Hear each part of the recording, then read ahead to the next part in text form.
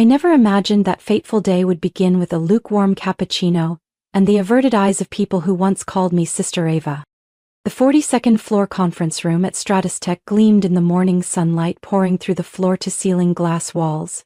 I sat at the head of the table where I'd sat for 6 years, my hand resting on my stomach, as if shielding the most precious thing in my life. A tiny being just 11 weeks old.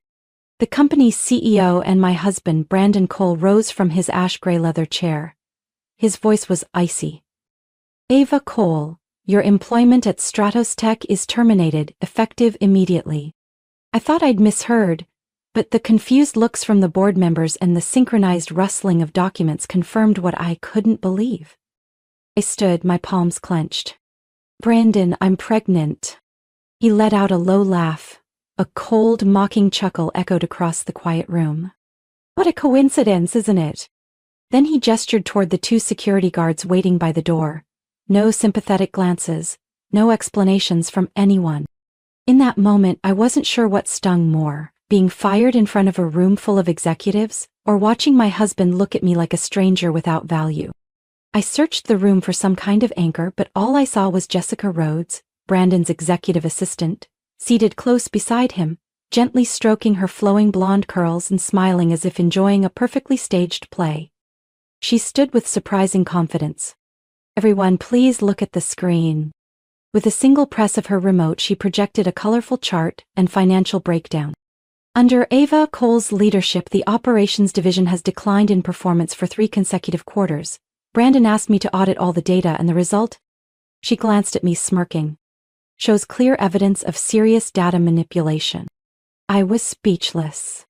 "Those numbers are wrong. I submitted the original reports just 2 days ago. The data was completely different." Brandon cut in, sliding a folder across the table toward me. "We checked your computer. There's evidence showing you altered files to hide your department's decline." I didn't even look at the folder. I knew the truth. And I knew whoever tampered with that data. It wasn't me. I turned toward Thomas Greer, Stratostech's largest investor, someone who had trusted my strategic mind for over 8 years. "Thomas, you know I'd never do that." He looked down. He couldn't meet my eyes. "The board has voted, Ava," Brandon said, emotionless. "You no longer align with Stratostech's vision. Truthfully, you've been a liability for a while." A strange coldness settled over me. Each second that passed revealed the shape of a calculated strategy. A purge, planned, rehearsed, complete with a replacement fake evidence, and the silent consent of the entire board. "Brandon, we need to talk in private. There are things the board doesn't know." He shook his head without hesitation. "Jessica's been managing your work for months now. Everything's been running smoothly. The board just confirmed her as the new official COO." Jessica stepped forward, holding out her hand. "Please surrender your access card and company laptop. It's company policy for departing senior executives." I removed my badge from around my neck, unplugged my charger, and placed everything on the table. Jessica leaned in and whispered sweetly, "He never loved you. You were just a tool, until someone better came along." As the conference room doors opened and the guards stepped in, I realized the game had started, and I had no intention of losing. I exited the ground floor elevator, my heels clicking sharply on the granite floor like a countdown clock. No one in the lobby dared look at me. The same coworkers who once called me the operations queen now kept their eyes glued to screens or hurried past, avoiding any contact. The guards politely escorted me to my car. Before I shut the door, one of them spoke. "Good luck, Miss Ava." I turned back with a faint smile. "Thanks, I won't be needing luck." Once the door slammed shut, the silence hit me. My belly gave a small pang, as if to remind me, I wasn't just fighting for myself anymore. I didn't cry. The pain had passed beyond tears. What remained was a chilling clarity, and a plan, just beginning to form. I didn't drive home. I took a different route, to the only place Brandon had never been. An 18th floor apartment at Edgeview Complex I'd used for overnight work sessions for years. No ties, no trace, no link to Stratostech. Remember. Inside the dim room, I powered up my private computer system, completely separate from anything company issued. While it booted, I opened a hidden wall panel concealing a locked file cabinet. I pulled out a thick black binder labeled Core IP-Ava Grace Morgan. Inside was everything. Initial schematics, coding journals, emails with the patent office, and, most important, the official patent filing for the NovaSync algorithm under my maiden name, Ava Grace Morgan, submitted before Stratos Tech even existed. That algorithm had powered the data system Brandon used to attract his first investors. I remembered what he once told me, back when we worked out of a cramped Austin rental. "You're the brain, I'm the mouth, we'll conquer the world together." Now it was clear. When the brain stopped being convenient, he dumped it like a broken update. My private phone buzzed, an encrypted message. "Everything's playing out as you predicted. I'm still watching from inside. Kate." I knew exactly who Kay was. One of the lead engineers I'd mentored, still embedded on the development team. Only 3 people I trusted completely. Kay was one of them.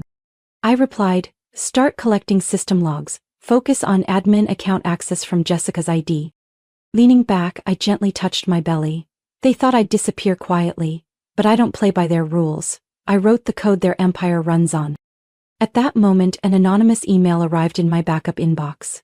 Subject: Brandon is fast-tracking the sale of Stratos Tech. Body: Global Core has received the acquisition proposal. Public announcement expected within 48 hours. I clenched my jaw.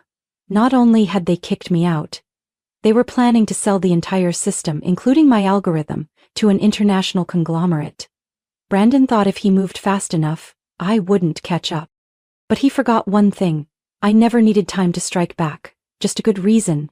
Now I had everything. On screen, download complete, standalone backup ready for deployment. I texted my personal attorney, an old Stanford friend, an IP law specialist. Initiate emergency injunction filing. All docs are uploaded to the private cloud. Request a private hearing within 24 hours. Then I opened a file labeled Contingency Protocol. The screen lit up with documents, videos, and server logs.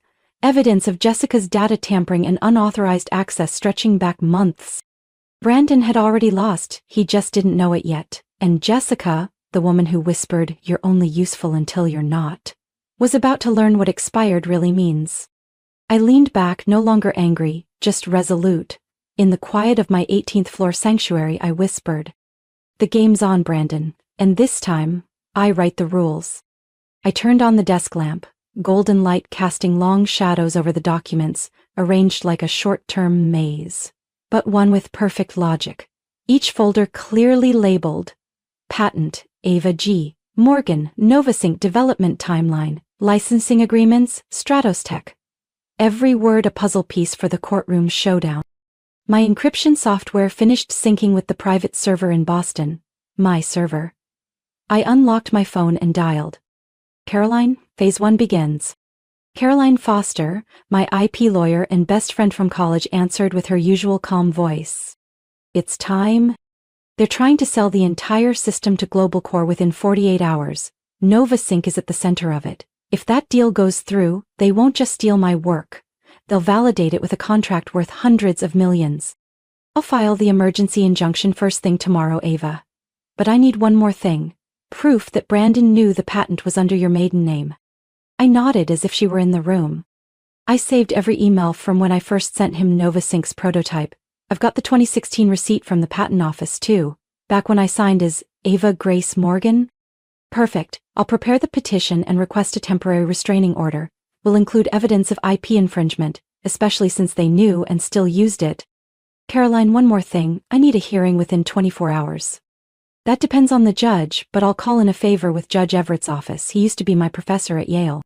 I exhaled, feeling a flicker of relief for the first time in hours.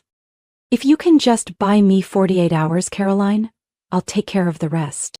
And Ava, be careful. Brandon won't just sit back and let this slip away." I never expected him to. After the call, I opened my safe and pulled out an external hard drive. Inside it was the original, unedited NovaSync code. Handwritten and scanned back when I was still working out of my mother's garage. Short, powerful lines of logic that helped Stratos Tech rise from a startup to a tech unicorn in just 4 years. Brandon used to proudly boast to investors that the algorithm was so brilliant even AI couldn't predict its logic. And he was right, because it was built on instinct. An obsession with precision, and countless sleepless nights, while Brandon was off networking at parties. My phone buzzed again, a message from Kay. Jessica just logged into the main system, through the secondary server. She's copying the core data. I gripped the phone tightly. They knew I had evidence, and now they were trying to erase it, or worse, rewrite a new version to strip my claim. I sent an urgent command to the independent security team I'd hired last month, just in case things went south. The message was clear. Initiate full NovaSync system backup. Store on 3 separate encrypted servers. Prioritize original code, development logs, and access credentials. 10 minutes later, the confirmation came in. Success. All data has been backed up and frozen, cannot be modified without original key from Ava Grace Morgan.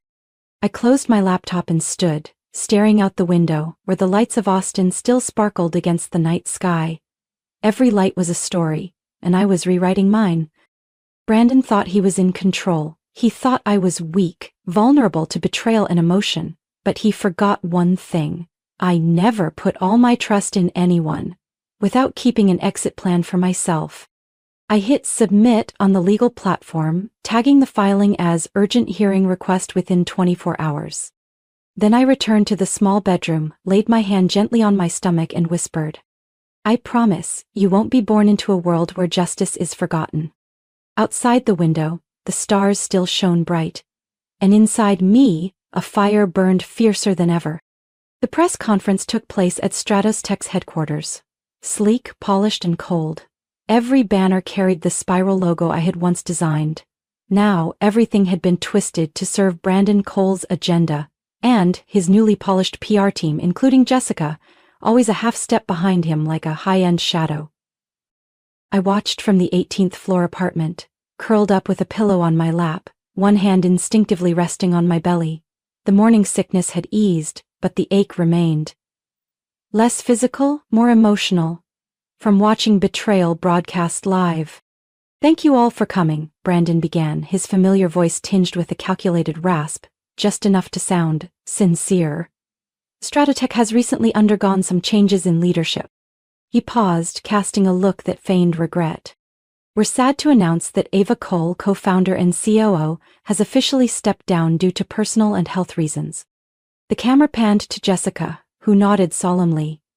Brandon continued, his face somber like he'd just lost a family member. Ava contributed greatly in the early stages. However, recent concerns over her emotional stability, especially after discovering serious internal data breaches, led the board to make this difficult decision. I leaned back in my chair, eyes locked on the screen. So they played the emotional instability card, an old trick used to strip women of power under the guise of concern. To protect shareholder interests, the board has appointed Jessica Rhodes, who's quietly led the operations team for months, as the new chief operating officer. Jessica stepped up, voice soft like a speech rehearsed 100 times. I know I can't replace Ava, but I believe I can carry on the mission we once shared. Every word was a velvet slap, just sharp enough to sting, leaving no bruise. Just then my phone vibrated. A message from Caroline flashed on the screen, short and razor sharp. Injunction granted. Media will have the notice within 3 minutes. Get ready. I opened a new tab and logged into the Tech News Network, and there it was, an urgent banner crawling across the screen in red. Austin District Court issues temporary injunction against Stratos Tech use of NovaSync. Patent belongs to Ava Grace Morgan. The press room erupted. A reporter stood up, phone raised. Mr. Cole, can you confirm reports that the court has issued an injunction halting the use of NovaSync due to an ownership dispute? Any comment? Brandon faltered, for a second, but long enough for every camera to catch it. I haven't received any official legal notice yet. But Ava Grace Morgan, Ava Cole's legal name, has been confirmed as the registered patent holder since 2016. Does that mean your company has been using the technology without permission? Jessica turned pale, her hand gripping the edge of the podium. Another reporter jumped in. If the core tech is frozen, will the pending Global Core acquisition be affected? There are rumors Global Core is now reevaluating the deal. The air drained from the room. Brandon clutched the mic, voice cracking. We will cooperate with authorities to clarify the situation. Right then the screen behind the stage changed. Someone in the control room, probably Kay, had queued up an old video, me and Brandon, in that garage back in 2016. I was explaining the NovaSync framework and he nodded along, then said the words I'd never forget. "You're a genius, Ava. This algorithm is going to change supply chain management forever." The room went silent. Brandon spun around, pale. I sat watching, calm, and allowed myself a small smile. Another step complete. More battles ahead, but today the world knew I hadn't disappeared. I was reclaiming what was mine. That evening I sat in my tiny kitchen, one hand wrapped around a mug of ginger tea, the other scrolling through legal updates and cybersecurity reports. Every email, every document, another brick in the wall Brandon would never get past. The doorbell rang. I thought it was a delivery, but the security cam showed something that froze me for a beat. Jessica Rhodes. No designer dress, no smug smile, just pale skin, plain clothes, and eyes that darted like she was running from herself. I didn't open the door immediately. I pressed the intercom. "I don't take visitors without an appointment." Her voice cracked with urgency. "Please, Ava, I have no one else to trust. I have something you need. And you're the only one who can help me." I opened the door but didn't invite her in. We stood in the entryway bathed in soft yellow light and quiet tension. "Talk. I don't entertain traitors." Jessica pulled out a flash drive and a folder sealed in a plastic sleeve. "It's a recording of a call between Brandon and a Global Core rep. He's rushing the sale, knowing full well NovaSync isn't theirs." I crossed my arms, eyes locked on her. "And why would I believe you? You said I was only useful until I wasn't." "I was wrong. I thought I was replacing you, but really, I was just a placeholder." Brandon told me after the press conference that he'd drop me the second the deal went through. "Just hold the title to keep investors calm," he said. "So you're here because you got played, not because your conscience kicked in?" She didn't deny it, just nodded, small but firm. "I'm not pretending. But I have proof, and I'm willing to cooperate, as long as you give me a shot not to go down with him." I took the USB but didn't plug it in. "If there's malware on this, you know what'll happen." "I know, and I'm not that stupid." I handed her a pen and a sheet of paper. "Write a cooperation agreement. You'll be monitored by my legal team and can't leave the city while we investigate. If what you brought is real, I'll hold up my end. If it's a trap, you won't get another chance." Jessica signed without hesitation. Her hand trembled after she set the pen down, as if realizing she'd just crossed a line she could never come back from. I called Caroline and said plainly, "Open a new file, codename Iron Veil. Objective: leverage internal cooperation. Witness Jessica Rhodes. Activate surveillance and begin data security checks." After Jessica left, I locked the door, returned to my desk, and inserted the USB into a standalone security check device. Within 2 minutes, the software confirmed, clean. I opened the first audio file. Brandon's voice came through crystal clear. "We'll transfer the entire platform as long as Global Core agrees not to pursue legal action if Ava sues. I'll handle the rest." A quiet chuckle from the other end of the line. "So the tech was never actually his?" Brandon replied without hesitation. "What does it matter anymore? Once the deal's signed, who's going to care where it came from?" I closed my eyes for a few seconds. Not from shock, but because those words were the final arrow I needed to seal a flawless counterstrike. I opened the next file, a conference room security recording Jessica had extracted before her access was revoked. In the video, Brandon was seen tearing up my employment contract and tossing it into the trash, turning to the head of legal. "Wipe everything tied to Ava, even traces in the source code." I didn't smile, I simply drafted an email to Caroline and the strategic PR team. "Prepare response press conference, send a letter to Global Core, include the audio file, and IP registration. Have our attorney release it within 12 hours. I stood up and walked out to the balcony where the June breeze swept in, cool and sharp against the summer heat. Below, the city lights flickered like the world was watching, waiting for the end of a battle they only half understood. I placed a hand on my belly and whispered, "You're about to see what your mom can do, and I won't back down, not this time." I had just returned from a meeting with the legal team when my phone started buzzing non-stop. 3 missed calls from the bank, 2 alert messages from the insurance portal. and one urgent email from my personal accountant. I opened the email first, and just reading the first line, I knew Brandon had made his move. Your bank accounts have been temporarily frozen due to a legal request from Stratos Tech regarding an asset ownership dispute. Then came the notice from the insurance company. My premium healthcare plan had been terminated effective immediately. Reason: no longer eligible under corporate policy terms. I scoffed, half amused, half disgusted. Still going with the cheap tricks, Brandon? My phone rang again. An unknown number. I answered calmly. This is Ava Morgan. Brandon's voice came through, disturbingly composed. You've been busy. So has my legal team. If you're calling to apologize, it's too late. I'm not calling to apologize. I'm offering you a reasonable choice. I said nothing. He continued. You're pregnant, unemployed, uninsured, and clinging to a couple of old papers and a fuzzy recording. In a few weeks you'll run out of resources. Meanwhile, I'm still in control. I raised an eyebrow, silent. So, here's the deal. Drop the lawsuit, sign a resignation with a confidentiality clause, and you'll receive a severance package generous enough to live comfortably for a few years. In return, you stay silent. The baby gets a stable life, instead of growing up in a mess of public court battles. I gripped the phone tighter, my palm ice cold. You really just used the baby to negotiate with me? Brandon chuckled, softly, like sharing a private joke. No, I'm just stating the facts. You should choose the path with the least damage, for both of you. I ended the call without another word. Immediately I forwarded all bank and insurance alerts to Caroline with one line. Brandon made his move. Accelerate the hearing, trigger emergency protocol. 10 minutes later she called back, her voice low and firm. The court has accepted our request to expand the injunction.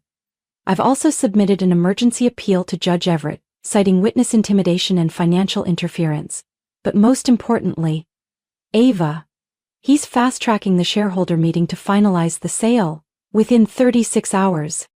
I'm guessing he wants to close before the court limits his authority. Exactly. I'm reaching out to Global Core now to warn them of the legal risks if they proceed with a disputed deal. But if Brandon convinces them you're unstable or lack solid proof, they might take the gamble. I sat in silence for a moment. Then we need something undeniable, a hit so heavy no one dares move. Caroline asked slowly. Can Jessica provide anything else? Yes, but I need to verify it first. I'll meet with her tonight. After the call I opened the file, from Jessica. A video clip from a closed-door meeting, where Brandon instructed the tech team to wipe all records linking me to NovaSync. It got boring. On the screen his voice was crystal clear. Make sure there's not a single line of code left tied to Ava. If there is, erase it. She'll have nothing to fall back on if it's all gone. 1 second later my expression hardened. I knew exactly what to do. I sent the video to Caroline with one message. Began legal violation report. Intentional destruction of evidence. We go all the way. Then I sent an email to the last person on my list of potential allies. Noah Stern, an independent investor who had walked away from Stratos Tech after disagreeing with Brandon's leadership. Subject line: you need to see this, before you back the wrong side again. With every step I wasn't just protecting myself, I was tearing down the wall Brandon built out of power and deception, and I would be the last one standing in the rubble. I stepped out of the car at the executive entrance of Stratos Tech, holding a copy of the court order and a hard drive full of evidence. A rare chill blew through the marble hallway despite the sticky summer heat. Beneath my tailored navy blazer my baby bump was now visible. A living rebuttal to the burden Brandon claimed I was. I didn't try to hide it. Today I wanted everyone to see the truth. A woman once discarded, now returning to claim everything. Noah Stern was waiting by the elevator, nodding at me like a soldier ready for battle. The board's in closed session. Brandon's presenting his final pitch. He thinks he's already won. I gave a faint smile. Then let's wake him up. The elevator opened on the 50th floor right outside the main boardroom where all the directors and Global Core reps were seated around a long wooden table. Through the glass I could see Brandon speaking animatedly. Jessica beside him nodding on cue like she hadn't betrayed him hours ago. When I pushed open the doors every head turned. Brandon froze mid-sentence, color draining from his face. Ava, you don't belong here. I held up the documents, my voice steady. Under the order of the Austin District Court, not only do I belong here, I'm obligated to prevent the unlawful transfer of my intellectual property, specifically the NovaSync algorithm. I stepped to the center, handed the injunction to Chairman Greaves, then turned to GlobalCore's lead counsel. Any transaction executed after this order is considered void and may constitute a federal offense. The air turned thick. Brandon rushed forward, cutting me off. She's making this up. Ava was terminated for mental health issues and misconduct. She's just bitter. I didn't react. I handed the hard drive to Noah Stern, who had agreed to act as a neutral legal observer, and signaled him to play the video. On the screen, Brandon in the data room, issuing commands. Delete all access history linked to Ava. Rename the source files. If the FBI asks, we've got nothing. A wave of whispers rippled across the room. Several board members exchanged glances. GlobalCore's lawyer shot to his feet, whispering urgently to his aide. I turned to Brandon, unflinching. That's your voice. And that, ladies and gentlemen, is evidence tampering, a federal crime. The boardroom doors flew open. 3 men in dark suits stepped in, FBI badges catching the light. Mr. Brandon Cole, the lead agent, spoke. We have a warrant to search your office and seize all materials related to an investigation into securities fraud and intellectual property violations. Brandon stood frozen, forcing a tight smile. This is a misunderstanding. I'll call my lawyer. You should, the agent replied, stepping forward. But first we need your cooperation. As 2 agents approached, Brandon lunged toward Jessica's open laptop, likely to destroy the financial report still on screen. Don't touch that, I shouted. One agent blocked him and pushed him into a chair. Brandon screamed, face twisted with rage. You're ruining everything. You'll regret this. I stepped closer, voice calm and ice cold. No, Brandon, I'm fixing everything. And the truth never needs an apology. The FBI escorted Brandon out as the stunned board sat in silence. Before the tension could lift, Chairman Greaves spoke. Ava, do you have any additional materials? Yes, I said.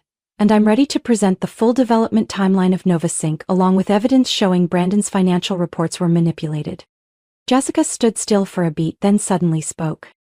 I'll share what I know. I glanced at her but said nothing. The game was over, the board had flipped, and this time no one could pretend they didn't know right from wrong.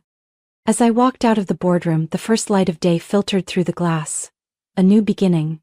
Not just for me, but for everyone who's ever been crushed under power and control. I touched my belly gently and whispered, I kept my promise, and you'll grow up in a world that knows what justice means. The boardroom hadn't yet recovered from the shock of the FBI escorting Brandon out when I returned to the center of the room. I pulled out a detailed restructuring plan and laid it in front of each board member. This isn't just a proposal, I said, voice calm but resolute. It's a chance for Stratus Tech to begin again, with transparency, integrity, and respect for real intellect. Chairman Greaves was still flipping through the documents when the doors suddenly burst open again. Brandon shoved past the agent beside him, face flushed, eyes wild. You can't take everything from me, he screamed. Holding an open laptop, he charged toward me. Before anyone could react, I barely turned to the side. But not fast enough. The edge of the laptop struck my belly, right where my hands had been instinctively protecting for days. A sharp pain shot through my chest as I dropped to my knees, arms clutching my stomach, my breath caught. Ava! Jessica cried out, rushing to catch me. The remaining agents restrained Brandon, who continued thrashing, shouting without control. She's making all of it up. It's a setup. My vision blurred for a second, but I still heard the rapid beat of the tiny heart inside me, reminding me I couldn't collapse now. I leaned on Jessica to stand, waving off the office nurse's hand reaching for me. I'm fine, I said slowly, steadily. I'm still fine. The room fell silent. Brandon was let out, this time without protest, just a shadow of a man who had lost everything: power, reputation, and even his dignity. I stepped forward again, my voice hoarse from the pain but steel sharp. What you just witnessed was the peak of a toxic pattern that's lasted for years. But this is where it ends. I looked each person in the eye, faces I had once called colleagues. Brandon may be gone, but what he left behind is a broken system and a corporate culture twisted by fear and silence. I placed my hand on the restructuring plan in front of me. Starting today, I propose a full reset of our governance structure. Transparent systems, independent oversight, and above all, respect for people and ideas. Jessica stepped up behind me, speaking with more sincerity than I'd ever heard from her. I've seen the collapse from the inside. If we don't change, Stratus Tech won't survive the next year. Ava has a plan, and I'll stand with her. If the board permits it. A few board members exchanged glances, then Chairman Greaves nodded slowly. I motioned for an immediate vote. I stepped back to my seat, hands still gently on my lower abdomen. The pain had eased, but the cold dampness down my back warned me not to ignore it. The vote was held in silence. Final result: 9 in favor, 1 abstention, 0 opposed. Restructuring plan approved, Greaves announced. Ava Morgan will serve as executive advisor and head of reconstruction until a new board is formed. I bowed my head, whispered a quiet thank you, then turned to Jessica, the woman who once tried to replace me, now standing with me at the most critical moment. As I prepared to leave the room, the corporate medical response doctor approached. Miss Ava, we need to take you to the medical center for a pregnancy checkup. That impact was not minor. I nodded without protest. But first, I turned to the room, looking at every face. I want you all to know, today isn't the ending, it's the beginning. I walked slowly down the aisle of chairs, every step heavy, but filled with pride. The glass doors closed behind me, and I knew. This fight wasn't over, but I had just claimed the most important victory: control over my future and my child's. 3 weeks after Brandon's arrest, his name appeared on the front page of every major business outlet, not as the visionary CEO of the next tech generation he once claimed to be, but under a cold headline: Brandon Cole officially indicted for securities fraud, evidence tampering, and endangerment of a pregnant woman. The preliminary hearing moved quickly. With the mountain of irrefutable evidence from both Jessica and me, his bail was denied. His legal team requested medical treatment in lieu of detention, but Judge Everett gave a slight nod before rejecting it outright.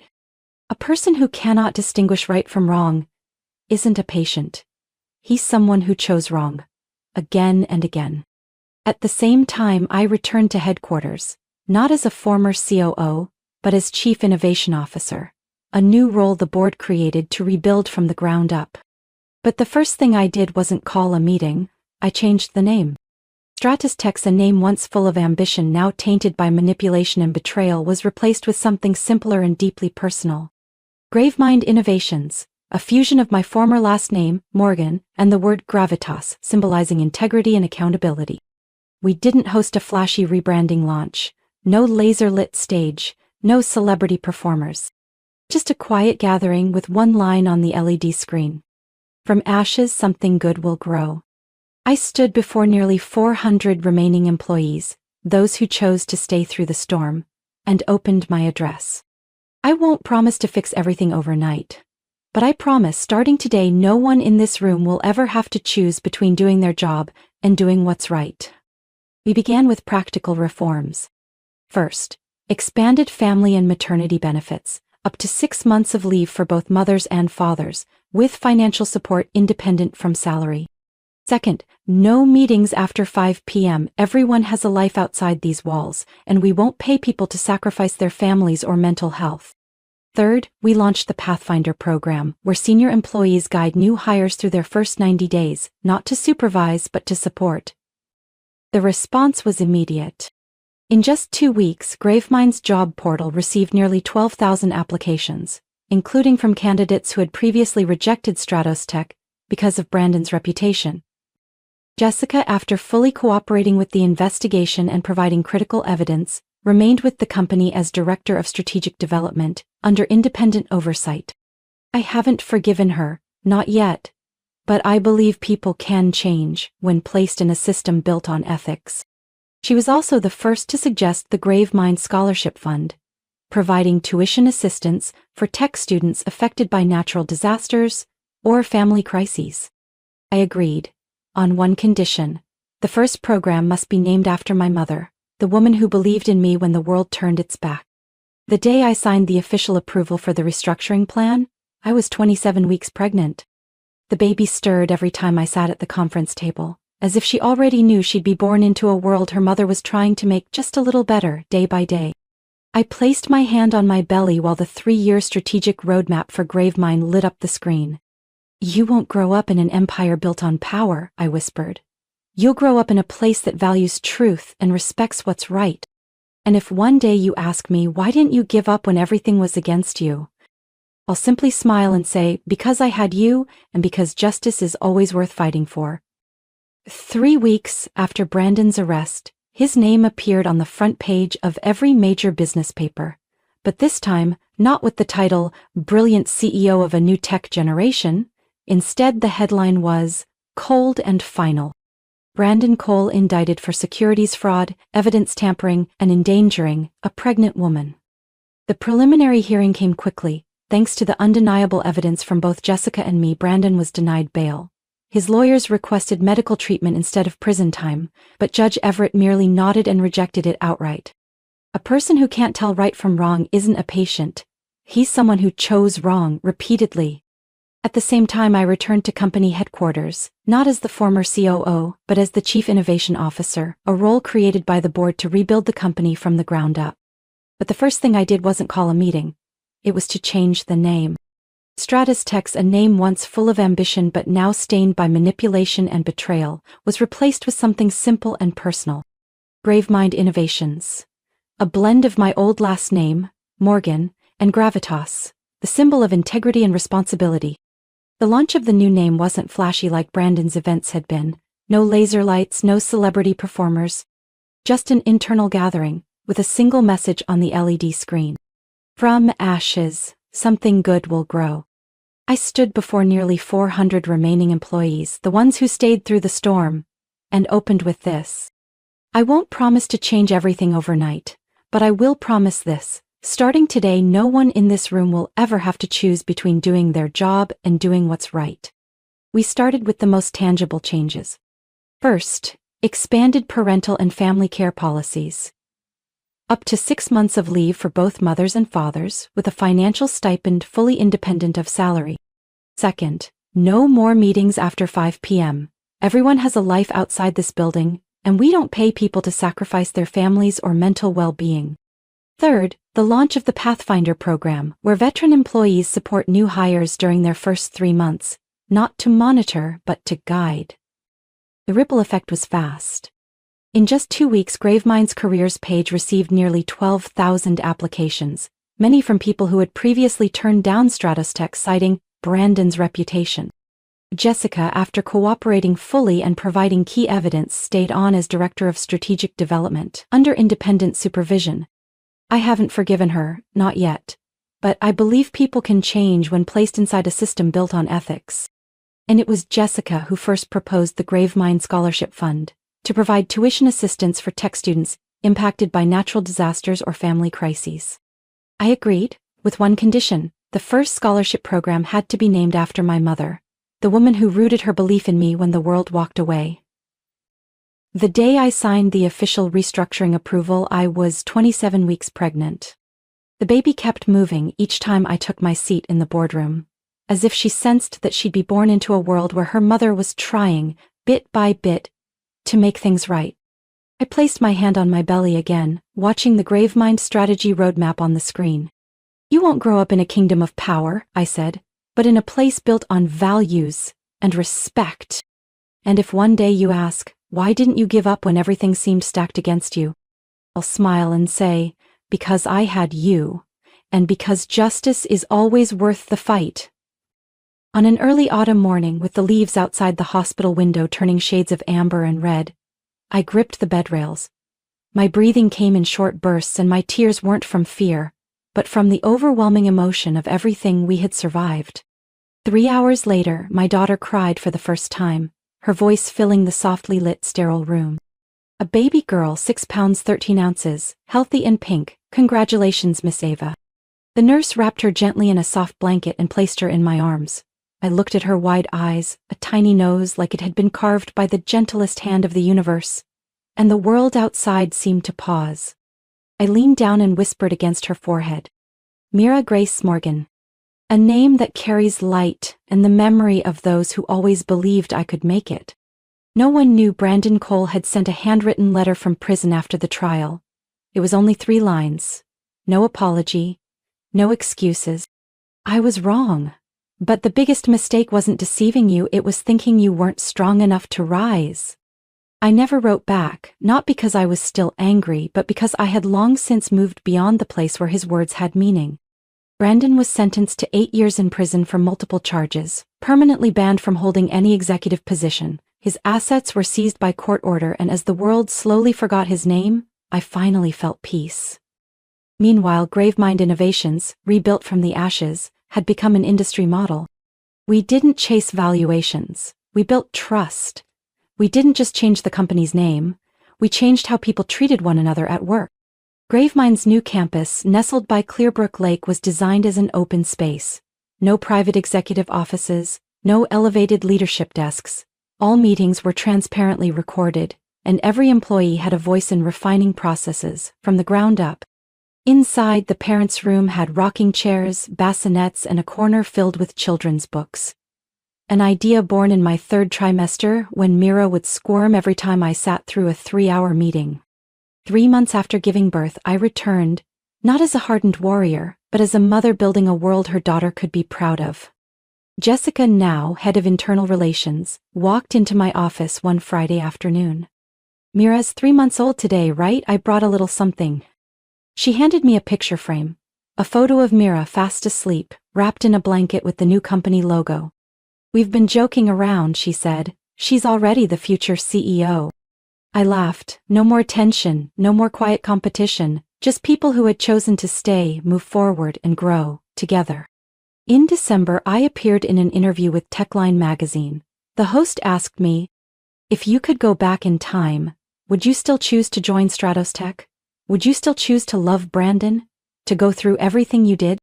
I was quiet for a long moment. Yes, I would still choose it all. Because without those falls, I wouldn't know how strong I could be.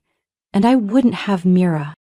That interview ended with a quote that led many people to reach out to me afterward. "Rebirth doesn't happen when you rise alone. It begins the moment you're brave enough to let someone help you up." When Mira turned 1, I brought her to the launch of our new AI research center, the Grace Lab, named in honor of my mother and all the women who quietly laid the ethical foundation of the tech industry. On stage, I didn't give a lofty speech, I simply told a short story. When I was a little girl, my mother once told me, "Justice doesn't always win right away, but it always demands someone brave enough to stand up for it." I held Mira in my arms and lifted her up for everyone to see, as applause echoed and flashbulbs lit the room. This is why I didn't give up, and why I'll never let injustice repeat itself, not for anyone. A chapter had closed. And in that moment I knew, Mira and I, 2 generations, were ready to write the next one, not with power, but with truth and resolve. Ava's story is not just a journey to reclaim justice, it's a symbol of resilience and humanity in a cutthroat business world. From a woman betrayed, fired, and hurt both physically and emotionally, Ava rose again and rebuilt her company on her own values. She didn't just protect the child she carried, she created a workplace rooted in compassion and transparency, inspiring thousands to believe in healing through hardship. What are your thoughts on Ava's journey and how she overcame it all? Share your reflections in the comments below, and don't forget to follow the channel for more powerful stories about family, justice, and inner strength.